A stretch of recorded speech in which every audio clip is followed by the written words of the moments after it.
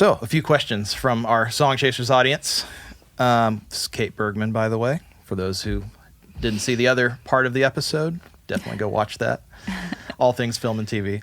First question is on the topic of faith in sync. Yes. There's a lot of faith-based movies, TV, etc. But if you want to go broader than just those, uplifting lyrics, I believe in you, like you said, togetherness, anything emotive, a lot of the big build emotions, positive themes, stay away from anything that gets too literal. But you can talk about faith, you can talk about struggles, maybe just don't relate it to religious lyrics. I'm not totally sure. Well, hold on a second. There's not really a question in there. What is the question? I kind of get what you're trying to say. Yeah, maybe like just how dive do you into that. how do you dissect like faith-based lyrics and not saying something too literally religious? Yes, yeah. Like I wouldn't do any like biblical references necessarily. Sometimes like don't it's talk about okay Moses in the Bible doing right. Yeah. It's just another one of those things that's just too story that can just take it away from what the picture might be. It's not to say that it doesn't have its place. It just doesn't make it as widely applicable.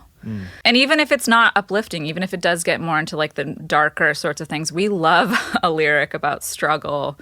We love a lyric about redemption. We love lyrics about, sin and the devil. And finding yourself and all of those things. Kind of just the darker keeping side it. of... Yeah. But if you are talking in the more uplifting things, I just wouldn't say necessarily anything too specific. Jesus. God is fine every now and again. Again, it depends on how prevalent. How you use it. And how you use it. Yeah. And it's not to say that there aren't absolutely placements available for songs that do have religious references. It's just if you want to make it widely applicable, just keep the theme broad enough, but the sentiment is the same. Yeah, that's good. Isabel asked, and that was from Carolyn. Thank you, Carolyn. Isabel asks, what degree did you graduate with? I didn't. Oh, me neither. I dropped out. I was a professional music major. You had to have a instrument at my school, so it was a vocals instrument, performance instrument. Yeah. And then when I got my internship, they offered me a job and I dropped out. It's pretty similar to my story. I made it in, I did a year of college in high school and was supposed to go for music business year, but I got a job offer right out of high school and just jumped into doing it. So, and it seems like that's worked out well for you. I mean, it has. I had a different experience than, like, say, my husband did. He went to both the same school that I did and to Belmont. And he's extremely glad that he did it because he needed the composition knowledge that he was afforded there. The MP&E, it depends on your major, honestly. It depends on what you are focusing on. Sometimes it's really valuable. Yeah. If you're going to do something like producing or something like what he does, that discipline is incredibly valuable. For me, peace. Yeah. I'm going to go listen to albums and license music. Yeah, that's awesome. Harry was asking, Kate used the word kill fee or something like that. Could you elaborate on what that means in a project? Yes. Again, I can't blanket these into all of sync. I can speak to them specifically in the medias in which they apply. Kill fees for trailers, again, it's not all the time. You hope that it's there because, it's kind of an act of faith saying, hey, we're offering this kill fee if this song doesn't go. If this cue isn't used, we're going to pay you out this nominal fee. So it's essentially saying we're not asking everyone in the world to do this. There's only so much money, so just so you know, this will be there if this doesn't go through. And a lot of times, that cue that you've customized with that company, they still retain the ownership of it unless it has interpolations in it, unless it has, a big theme from something else, like a Jurassic Park theme or a Disney song or something like that. I mean, they still can pitch it. It's just the publishing is still owned by someone else. Sure. That kill fee, we call them kill fees, is essentially if it gets killed. You'll get a nominal amount of money. It's not great, but it's, again, something. It's a sign of respect. Yeah. And there's also something called a demo fee. Demo fees, a lot of times, are to pay for the things that we're asking for. Like if you have a vocalist coming in. Vocalists aren't free a lot of times. Studio singers have a cost associated with them. So demo fees will cover those sorts of things. Yeah. Gotcha. So it's not a Hitman reference, is what we're getting at here. Yeah. There's no kill Right. fee there. There's no take them out. Yeah. No. We got another one from Carolyn. Are sync contracts usually exclusive licensing or non-exclusive licensing, or does it really just depend on the situation? Just real quick before I go off from kill fees and demo fees, there's also on spec as a term that everybody should know. On spec is you do it for free and you assume the costs, and the payoff is generally worth it, and a lot of times doesn't imply a work for hire. So the buyout of it all is in question on those spec sorts of things. On spec. Gotcha. Again, if you're working with like a big studio, they might try to buy it out if they end up loving it. But again, it's usually worth it. Yeah. Exclusive or non-exclusive in terms of when something is licensed for a production is the... Yeah. Okay. I think it's kind of an open-ended question, because on the agency side, I know people do, all sorts of different types of deals. But when something is specifically licensed, I'm sure that's another case as well, too. When it comes down to clearance of a song, exclusivity really only enters the picture in advertising because brands don't want another car brand using something that is in their campaign. They pay for the exclusivity. There's some exclusivity involved in soundtrack things, but in the day-to-day general TV film stuff, it's non-exclusive. You can then, that piece of music can be licensed to another production. There's an implied exclusivity every now and again, just in terms of, again, they don't want competing markets using the same song. So what happens then is they will ask the creatives if it's been used in other things, and they want to know the previous uses or the current uses, and that can sometimes come into play in terms of placement, but it's kind of an unsaid rule. And then if they are asking those sorts of questions and want something that they know is going to be held back from other productions, their fee is usually, good enough to warrant that. It makes sense. Yeah. Suzanne has an interesting question. In terms of, I guess, instrumental, is there a world where you just remove the lyrics and pitch a song? Or, is that a whole different, is that more in the library side of things? That is more in the library side of things. I would say yes. Okay, these are so multi-tiered. There is like licensing for instrumentals in entertainment marketing. Those are more like big orchestral cues, big action cues, big things that would fall more into the category of score. But again, we've used instrumentals as opens, we've used instrumentals as middles of actual songs, things like that. But I would say that it falls more into the library category and more into the category of easy clear. Like, I don't think a lot of times a production is licensing something super expensive. Right. In ads, they will use an instrumental of something. I'm sure you've heard a bajillion, geriatric commercials with an instrumental that you recognize. They do them like in a very specific palette, but it's another thing, like an earworm. You're like, oh, is it that song? A lot of glockenspiel. Yeah. Or they'll change a lyric to fit their brand, and we call that a lyric change, and you have to clear that and pay for it. But I would say with the instrumental music, it falls more into the library category. Even in trailers, those companies that specialize in those big instrumental uses are still considered libraries. They're production music houses. Yeah. That's a good answer. Carly is asking, is it good to have, okay, so this is more just regular songs. Is it good to have instrumental sections to your song when you're targeting this, when you're pitching for film and TV? It is. We love dynamics. And anything that gives us something to edit with is useful. Again, sometimes too many lyrics makes it difficult.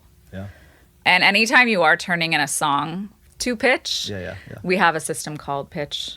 So I reference it like a literal thing. If you supply those elements, if you give the instrumental, if you give the a cappella, if you give, sometimes full stems, like I've had to interrupt you on a vacation for full stems. All those things are really useful because editors are very used to having all those tools at their fingertips now, and they will cut with your song almost like a music bed, like it is a music bed. And they like to have all of those elements. Instrumentals especially are really, really important just to cut in between dialogue and lyric. Yeah, that's great. Dave is asking, as a composer, what are the best ways to get opportunities for custom work for like scoring, trailers, etc.? So more on the composer side of things. Well, I would say a lot of times with composers, they don't cross medias a ton. There are some that will do film and also trailers and also video games and all of those things. But a lot of times if you're a film composer, you stick to the film and TV world. Every now and again, you'll do some big, huge releases for trailers. But the trailer composers really also know the formula and they stick to that media and they stick to advertising and to their specialty being theatrical marketing. In terms of getting opportunities in any of those different areas, it's again finding those companies that specialize in those things and either working with them, demoing for them, or, creating that relationship with them where they can kind of like coach you in whatever media they specialize in. And then they do big releases with, score for different agencies to license for their projects. If you're doing something like for film and television, honestly, work for someone that does it. Is the best way to get involved because yes, another producer or another composer. And a lot of times these composers come from like the same camps. Like they all have different mentors, but they come from like the same, like Alex came out of Remote in LA. So all those guys pretty much know each other because they work for Henry or Hans and they learned the ropes because so much of composing for film isn't just being a good musician. There are so many logistics to it and so much of the actual filmmaking process involved that when you learn from somebody that's done it or doing it, it's really like irreplaceable kind of education. Yeah.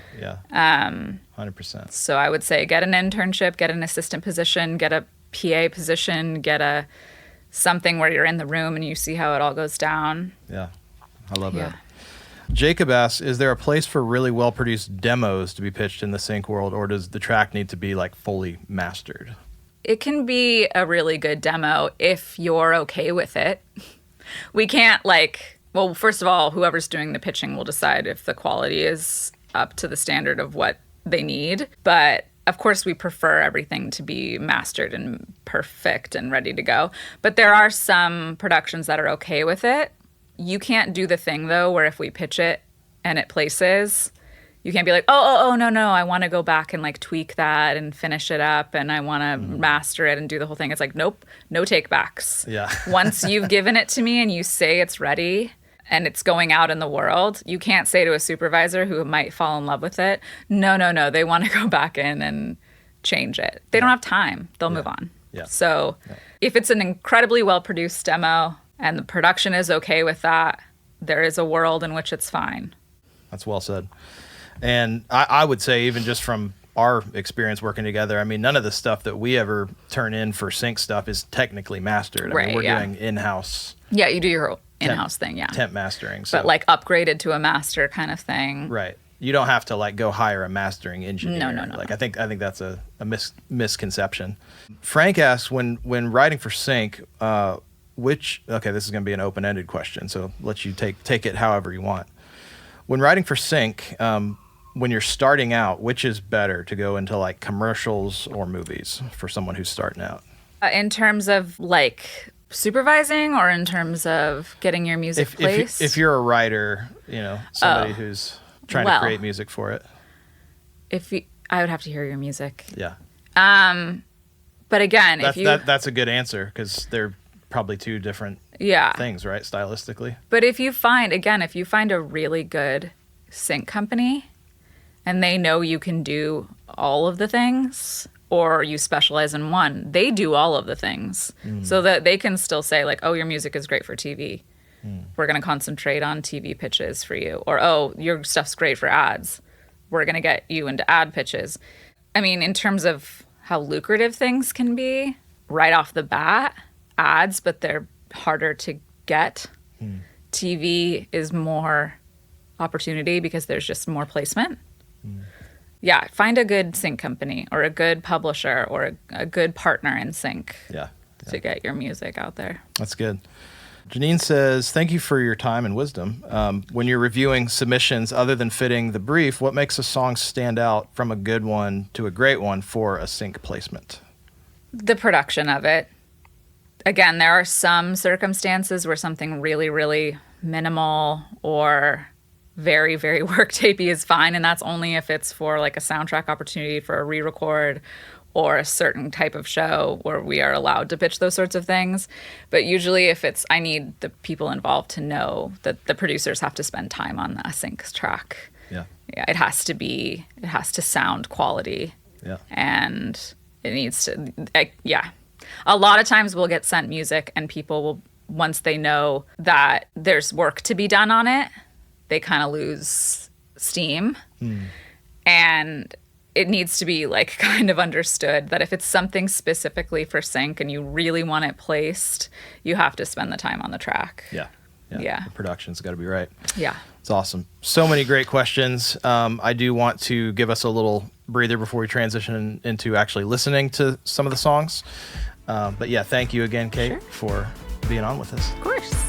Thanks for listening to this episode of the Made It in Music podcast. And be sure to check out our other episodes where we unpack hundreds of hot topics with some of the top music industry pros, both here in Nashville and all over the world. Subscribe to make sure that you automatically get future episodes, and leave us a review if you loved it. It would really help us out. Or send an email to support@fullcirclemusic.com if you have ideas for how we can improve the show. If you would like to become a Song Chasers member and attend our training sessions live, head over to joinsongchasers.com to learn more. You also get additional exclusive training from music industry professionals. You get our royalty-free custom tracks from Seth Mosley. You get song reviews from me and my team, and you get access to a custom social media network we created exclusively for songwriters and musicians. There's nothing else like it on the internet. Head to joinsongchasers.com to learn how to join, and check out madeitinmusic.com for more content and episodes from this podcast. See you in the next episode.